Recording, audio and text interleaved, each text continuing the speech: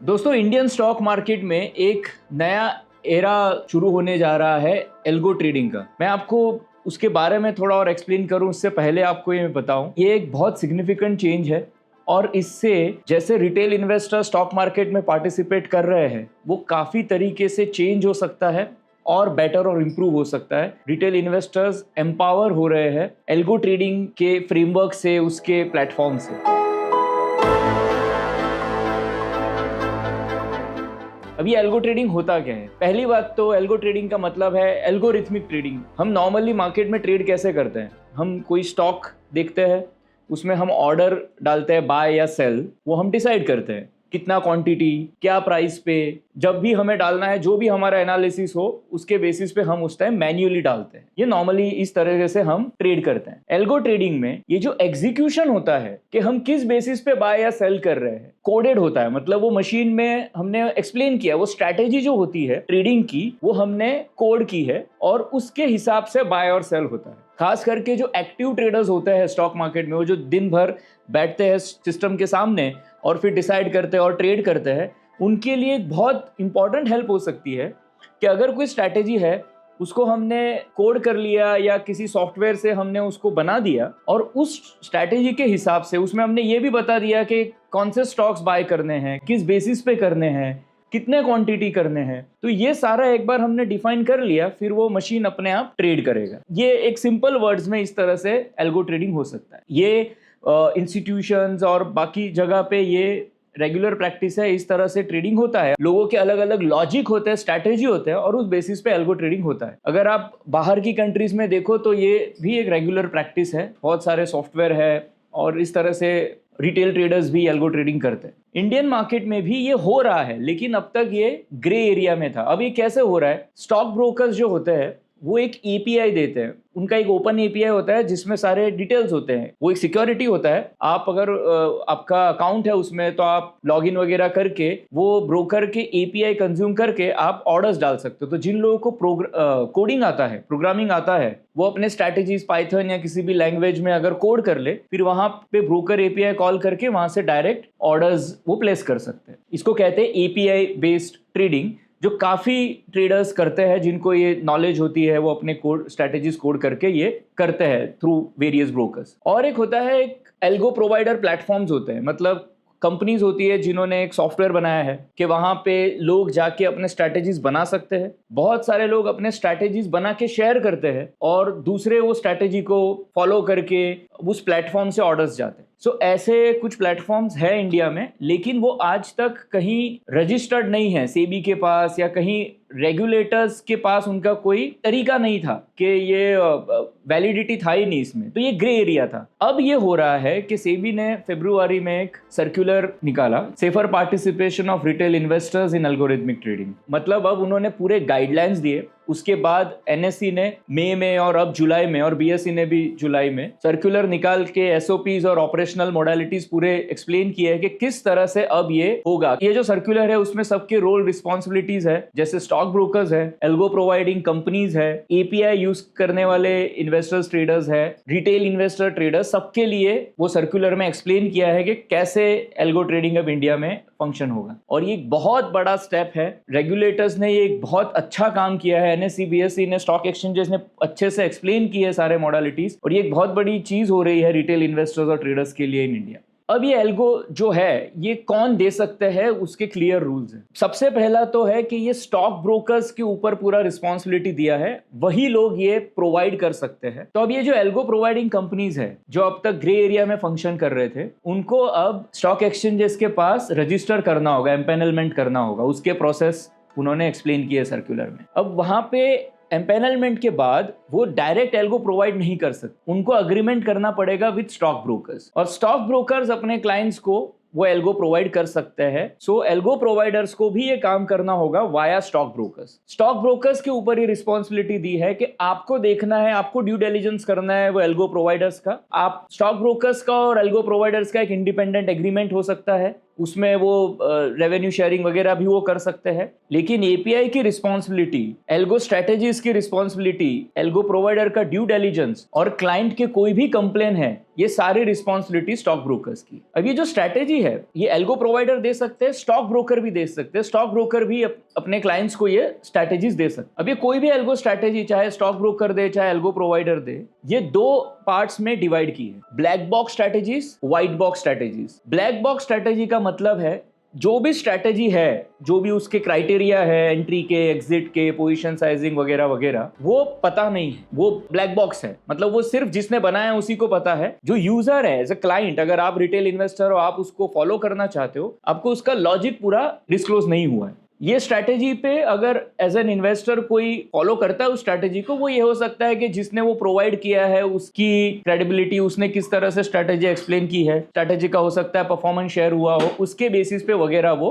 उसमें इन्वेस्ट कर सकते हैं रिटेल इन्वेस्टर्स। तो ये स्ट्रैटेजीज ब्रोकर्स प्रोवाइड कर सकते हैं और algo provider via brokers provide कर सकते हैं। दूसरा है white box strategy. White box strategy मतलब जो भी लॉजिक है स्ट्रैटेजी का वो पूरा डिस्क्लोज किया हुआ है। तो जो इन्वेस्टर को फॉलो कर रहा है उस स्ट्रैटेजी को इंप्लीमेंट करेगा, उसको पूरा लॉजिक पता है, वो पूरा डिस्क्लोज किया हुआ है। सो ये हो गए व्हाइट बॉक्स स्ट्रैटेजीज। अगर किसी को ब्लैक बॉक्स स्ट्रैटेजी प्रोवाइड करनी है, चाहे वो एल्गो प्रोवाइडर को करनी है या किसी और को वाया एल्गो प्रोवाइडर या वाया स्टॉक ब्रोकर करनी है, तो जो भी ब्लैक बॉक्स स्ट्रैटेजी प्रोवाइड कर रहा है उसके पास आरए मतलब रिसर्च एनालिस्ट का लाइसेंस होना चाहिए और वो कंप्लायंस उसको फॉलो करने होंगे। ये जो एल्गो प्रोवाइडर भी ये स्ट्रैटेजी जो देंगे, अगर वो ब्लैक बॉक्स स्ट्रैटेजीज दे रहे हैं तो उनके पास भी आरए लाइसेंस होना चाहिए। सर्कुलर में ये भी एक्सप्लेन किया है कि ये जो स्ट्रैटेजीज है और ऑर्डर्स वगैरह जो है वो ब्रोकर के सर्वर से ही जाएंगे। अब वो चाहे ब्लैक बॉक्स स्ट्रैटेजी हो चाहे व्हाइट बॉक्स स्ट्रैटेजी हो, हर स्ट्रैटेजी को रजिस्टर करना पड़ेगा विद एक्सचेंज। ये रजिस्ट्रेशन जो है वो स्टॉक ब्रोकर्स को करना पड़ेगा। तो एल्गो प्रोवाइडर भी जो स्ट्रैटेजीज दे रहे हैं स्टॉक ब्रोकर को, उनको वाया स्टॉक ब्रोकर वो हर एक स्ट्रैटेजी के लिए रजिस्ट्रेशन लेना पड़ेगा। वो हो सकता है सेम स्ट्रैटेजीज मल्टीपल ब्रोकर के साथ भी कर सकते हैं, लेकिन रजिस्ट्रेशन जो है वो हर एक ब्रोकर के साथ अलग से करना पड़ेगा। हाँ, एक बार वो एक स्ट्रैटेजी रजिस्टर हुई है तो वो कोड वो दूसरे ब्रोकर्स के साथ शेयर कर सकते हैं। तो वो रजिस्ट्रेशन का प्रोसेस अकॉर्डिंगली चेंज होगा, लेकिन हर स्ट्रैटेजी का अप्रूवल जरूरी है। और ये जो एक्सचेंजेस ने जो टर्न अराउंड टाइम दिए वो भी बहुत फास्ट दिए हैं। मतलब एल्गो प्रोवाइडर की एम्पैनलमेंट वो T+30 डेज में करेंगे, ब्लैक बॉक्स स्ट्रैटेजीज को T+10 और व्हाइट बॉक्स स्ट्रैटेजीज को T+7, इस तरह से उन्होंने फास्ट टर्न अराउंड टाइम रखा है। तो ओवरऑल ये जो सारे प्रोसेस है वो अब बहुत अच्छे से एक्सप्लेन हुए हैं। ये जो स्ट्रैटेजीज है, अगर कोई यूजर यूज कर रहा है उसमें अगर व्हाइट बॉक्स स्ट्रैटेजी में कोई चेंज किया अगर, तो उस स्ट्रैटेजी का वापस से रजिस्ट्रेशन करना पड़ेगा। अगर ब्लैक बॉक्स स्ट्रैटेजी में तो कोई चेंज किया है तो वो तो फ्रेश रजिस्ट्रेशन का प्रोसेस फॉलो करना पड़ेगा। सो ऐसे कुछ चीजें हैं जो यूजर को फॉलो करनी होगी। तो इसमें एल्गो प्रोवाइडर और स्टॉक ब्रोकर जो है ना, उसमें वो प्रिंसिपल एजेंट का रिलेशनशिप उन्होंने बताया। मतलब एल्गो प्रोवाइडर जो है they will work as an agent, और स्टॉक ब्रोकर जो है वो पूरा मॉनिटरिंग और पूरा जो हैंडल करने का रिस्पॉन्सिबिलिटी है वो उनके ऊपर दी है। जो एपीआई दे रहे हैं अभी जो ब्रोकर्स क्लाइंट्स को, या जो ओपन एपीआई दे रहे हैं, अब उसमें कुछ चेंजेस होंगे। पहले तो हर ब्रोकर को रजिस्टर करना पड़ेगा विद एक्सचेंजेस कि उनको एपीआई वो दे रहे हैं। उसमें भी अब 2FA वगैरह सिक्योरिटी के लेयर्स आएंगे, तो थोड़ा सा वहां पे फंक्शनिंग चेंज होगा। वो क्लाइंट जो खुद प्रोग्राम कर सकते हैं, एपीआई कंज्यूम करके ट्रेड कर सकते हैं, वो ये एपीआई कंज्यूम करेंगे। उनके लिए कैटेगरी जो है वो टेक सेवी क्लाइंट, मतलब उनको खुद को पता है कैसे अपने स्ट्रैटेजीज बिल्ड करने हैं using API, may be using some software या किसी से बनवा के लिया, लेकिन वो जो स्ट्रैटेजी है उसकी पूरी रिस्पॉन्सिबिलिटी जो है वो उन इन्वेस्टर्स की है, वो टेक सेवी क्लाइंट्स की है। उन्हें पता है वो स्ट्रैटेजी क्या है, उन्होंने खुद उसको बनाया है, और अब वो जो उसको प्लेस कर रहे हैं वो थ्रू एपीआई कर रहे हैं, थ्रू ब्रोकर्स कर रहे हैं। अब इसमें ब्रोकर्स के पास ये रिस्पॉन्सिबिलिटी है कि ये जो क्लाइंट्स है जो भी एपीआई यूज कर रहे हैं उसका पूरा मॉनिटरिंग, कंप्लायंस, फिर उसके भी कंप्लेन्स, ग्रीवेंसेस, वो सब ब्रोकर्स को हैंडल करने हैं। जैसे अभी स्टॉक ब्रोकर्स के जो एपीआई वो ओपन एपीआईज है, मतलब अभी है ना कोई भी उसको यूज कर सकता है कंज्यूम करके और ऑर्डर डालता है, और स्टॉक ब्रोकर्स को पता नहीं है वो कौन यूज कर रहा है, क्या स्ट्रैटेजीज है, हमें नहीं पता, तो वो तो बस बोलते हैं वो एपीआई के थ्रू आ रहा है। अब आगे ऐसा नहीं चलेगा। अब स्टॉक ब्रोकर को पता होना जरूरी है कि कौन यूज कर रहा है, उसके स्टैटिक आईपी रजिस्टर करने होंगे, और वो जो कौन कर रहा है, क्या कर रहा है, उसकी रिस्पॉन्सिबिलिटी स्टॉक ब्रोकर्स पे होगी। तो यहाँ पे अब चीजें थोड़ी चेंज होगी। मतलब आईपी मतलब ऐसा होता होता है कि अगर मैं किसी एक कंप्यूटर पे बैठ के किसी एक इंटरनेट यूज करके कोई एक इंटरनेट यूज करके वहां से ऑर्डर डाल रहा हूँ तो वो एक आईपी बनता है, वो आईपी रजिस्टर है, तो हर टाइम मुझे उसी एनवायरनमेंट से वो ऑर्डर ट्रेडिंग करना होगा। ये इसलिए किया है, ये सिक्योरिटी की वजह से किया है कि उसका मिसयूज ना हो। लेकिन अगर कोई हो सकता है कभी मशीन चेंज करे, इंटरनेट चेंज करे तो आईपी चेंज होगा। अभी आईपी में सिर्फ एक इश्यू है जो मुझे लगता है कि आप अगर इंटरनेट कनेक्शन चेंज कर लो या मशीन चेंज कर लो, अभी आप घर में हो, फिर ऑफिस में हो, फिर कहीं और हो, आप ट्रैवल कर रहे हो, तो आपके आईपी चेंज होते हैं। तो अगर वो रजिस्टर्ड आईपी से नहीं जा रहा है वो, तो ब्रोकर्स अलाउ नहीं करेंगे, राइट। एक तरीका है भी कि वो क्लाउड पे अपने सेटअप्स कर सकते हैं स्टैटिक आईपी के लिए, लेकिन वो कितने रिटेल इन्वेस्टर्स को अफोर्डेबल होगा वो एक क्वेश्चन है। मुझे लगता है इसको लेके कुछ चेंजेस की जरूरत है और शायद आगे जाके आएंगे भी। देखिए अभी ये शुरुआत है, इसमें और बहुत सारी चीजें चेंज होगी और ये तो और इवॉल्व होगा और लोगों के लिए और बेहतर एनवायरनमेंट बनेगा ही। द बेस्ट थिंग इज कि अब ये रेगुलेट हुआ है। रूल ये है कि एक वीक में आप एक आईपी रजिस्टर कर सकते हो, एज अ बैकअप आप दूसरा कर सकते हो। देयर कैन बी 2 आईपीज जो एक वीक में रजिस्टर हो सकते हैं। इसके अलावा आप कहीं और से नहीं डाल सकते हो अनलेस देयर इज बहुत ही एक्स्ट्रा ऑर्डिनरी कोई ऐसी सिचुएशन है, तो वो ब्रोकर का कॉल हो सकता है। इन टेक सेवी कस्टमर्स को अपने स्ट्रैटेजी रजिस्टर करने की जरूरत नहीं है। मतलब अगर ये एपीआई जो यूजर्स है जो खुद अपनी स्ट्रैटेजी बिल्ड करके ऑर्डर्स प्लेस कर रहे हैं, वो टेक सेवी कस्टमर्स है, उनका कोई रजिस्ट्रेशन नहीं होगा। ब्रोकर्स को ऐसे यूजर्स को रिपोर्ट करना है उनका यूसीसी और पैन नंबर, बट रजिस्ट्रेशन की जरूरत नहीं है। ये जो स्टैटिक आईपी वाला रूल है ये टेक सेवी क्लाइंट के लिए है, एक्चुअली हर स्ट्रैटेजी के लिए। जैसे अगर एल्गो प्रोवाइडर के थ्रू स्ट्रैटेजी आता है तो वो वहां भी स्टैटिक आईपी होगा। वो हो सकता है एल्गो प्रोवाइडर का हो या क्लाइंट का हो। स्टॉक ब्रोकर भी जो स्ट्रैटेजीज देते हैं वहां पे भी स्टैटिक आईपी का रूल है। हो सकता है वो ब्रोकर्स का एपीआई हो या क्लाइंट का हो। ये जो ऑर्डर्स जो रजिस्ट्रेशन है स्ट्रैटेजीज का, उसमें एक लिमिट भी उन्होंने डाला है कि अगर वो 1 सेकंड में 10 ऑर्डर्स से कम है तो उसका एक अलग रजिस्ट्रेशन है, और 10 ऑर्डर्स से ज्यादा है तो उसका एक अलग रजिस्ट्रेशन प्रोसेस। तो ब्रॉड लेवल पे अब ये जो एल्गो स्ट्रैटेजीज है उसमें रिटेल इन्वेस्टर्स पार्टिसिपेट कर सकते हैं। ये सबसे बड़ी बात। अब कैसे पार्टिसिपेट कर पाओगे आप? तो 1 अक्टूबर से आप देखोगे कि there are various algo strategies जो लोग प्रोवाइड करेंगे। ये स्ट्रैटेजीज ज्यादातर होंगी ब्लैक बॉक्स और व्हाइट बॉक्स, जैसे मैंने आपको बताया। और ऐसा भी हो सकता है कि आप खुद अपने स्ट्रैटेजीज बना के आप उसको प्लेस कर सकते हो वाया एपीआई और कोई सॉफ्टवेयर। जब बात आती है ट्रेडिंग की, देखिए ट्रेडिंग के 2 पार्ट होते हैं। एक होता है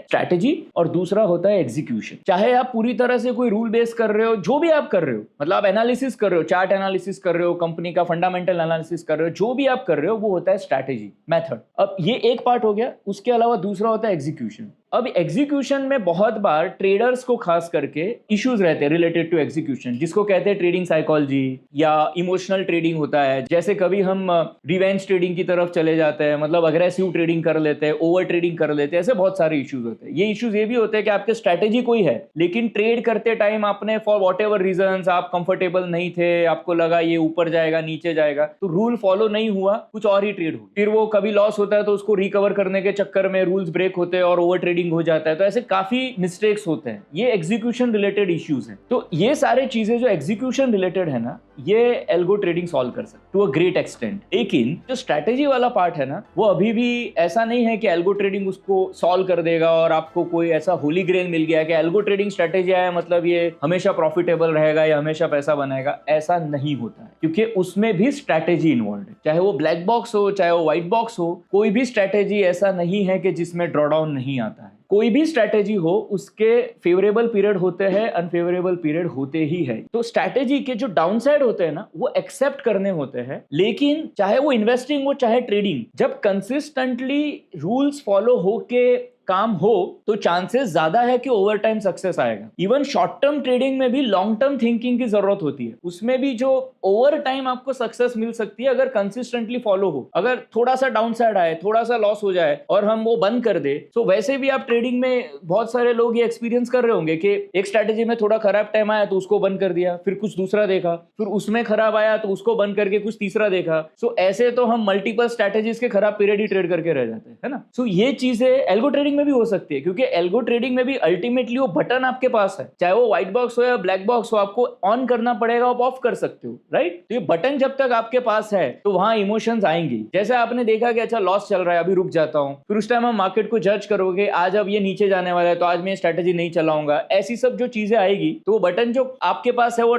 अगर हर रोज नहीं दबा तो वहां पे इश्यू होगा। अगर आप वो स्ट्रेटेजी को कंसिस्टेंटली फॉलो नहीं करोगे तो इश्यूज होंगे। और इसलिए मेरा ये मानना है कि ब्लैक बॉक्स स्ट्रेटेजीज का एक अपना इंपॉर्टेंस हो सकता है, वहां पे जो प्रोवाइडर है उन्होंने जिस तरह से बिल्ड किया आप उसको स्टडी कर सकते हो, बट जब आप उसको फॉलो करते हो तो it is as good as a जहां पे कोई फंड मैनेजमेंट के लिए आपने दिया है, जैसे पीएमएस है, कोई प्रोडक्ट है कि आपने फंड मैनेजर को दिया और आप उसको फॉलो करोगे। यहाँ पे भी एक आपके लिए वो एक प्रोडक्ट है, वो प्रोडक्ट का जब परफॉर्मेंस अच्छा होगा तो आपको लगेगा बहुत अच्छा है, जब उसका परफॉर्मेंस खराब होगा तो आप उस स्ट्रेटेजी को बंद करना चाहोगे। वो आपको थोड़ा सा वहां पे आपको देखना होगा कि जब तक वो कन्विक्शन नहीं बिल्ड होगा ना, ये स्ट्रेटेजी फॉलो नहीं होगा। व्हाइट बॉक्स स्ट्रेटेजी में एक बेटर चीज ये है कि आपके पास लॉजिक है स्ट्रेटेजी का, आप उसको स्टडी कर सकते हो, उसको बैक टेस्ट कर सकते हो, उसमें आप देख सकते हो कि आप अगर कोई ट्वीक करना चाहो, और इस तरह से अगर आप स्ट्रेटेजी को समझ के करोगे इंप्लीमेंट तो थोड़ा सा चांसेस बेटर है कि आप कन्विक्शन लेके आ पाओगे। अगर आप खुद स्ट्रेटेजी बना सकते हो और उसको वाया एल्गो ट्रेडिंग आप प्रैक्टिस करोगे,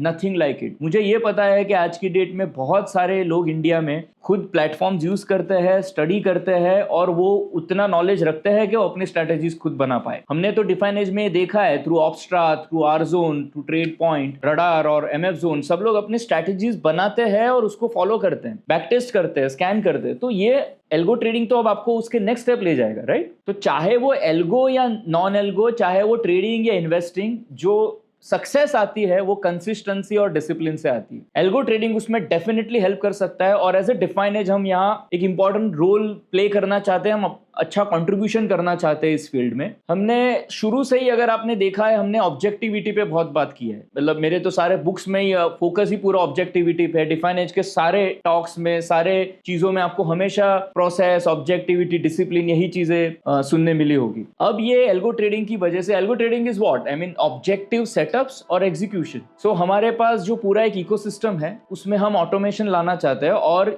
ये हम रिटेलर्स को एम्पावर करना चाहते हैं, चाहे वो फंडामेंटल स्ट्रैटेजी हो, चाहे टेक्निकल स्ट्रैटेजी हो, चाहे ऑप्शंस हो, चाहे इनकी कॉम्बिनेशंस हो, आप अपने स्ट्रैटेजी खुद बना पाए और आप उसको एल्गो ट्रेडिंग का जो अभी ये जो रेगुलेशंस है नए जो हुए हैं उसका बेनिफिट लेके आप खुद एक अच्छे एल्गो ट्रेडर बन पाए। हमने मोमेंटिफाई लॉन्च किया, we are very encourage by the response that we have got, and जिस तरह से लोग अपने स्ट्रैटेजीज बिल्ड करते हैं उसमें और एग्जीक्यूट कर रहे हैं, और जिस टाइप का हम उसमें इंक्रीज देख रहे हैं in allocation and how people are participating, हमारा तो ये कॉन्फिडेंस और बढ़ गया है कि लोगों को अगर प्लेटफॉर्म अच्छा मिले तो वो एम्पावर हो सकते हैं, वो खुद अपने स्ट्रैटेजीज बिल्ड कर सकते हैं। तो मोमेंटिफाई में जैसे वो एक फंड मैनेजर की तरह काम कर रहे हैं, एल्गो प्लेटफॉर्म्स में वो एल्गो ट्रेडर अच्छे बनेंगे, तो एल्गो प्लेटफॉर्म में वो खुद एम्पावर होंगे एल्गो ट्रेडिंग के लिए, जो पूरे अपने स्ट्रैटेजी फ्रेमवर्क्स बिल्ड कर सकते हैं। हम प्रोसेसेस में हमने स्टार्ट किए, जैसे ही वो अप्रूवल आता है उसके बाद हम इन प्लेटफॉर्म से बात करेंगे, स्टेप बाय स्टेप कैसे उनको यूज करना है उसके ऊपर बात करेंगे। हम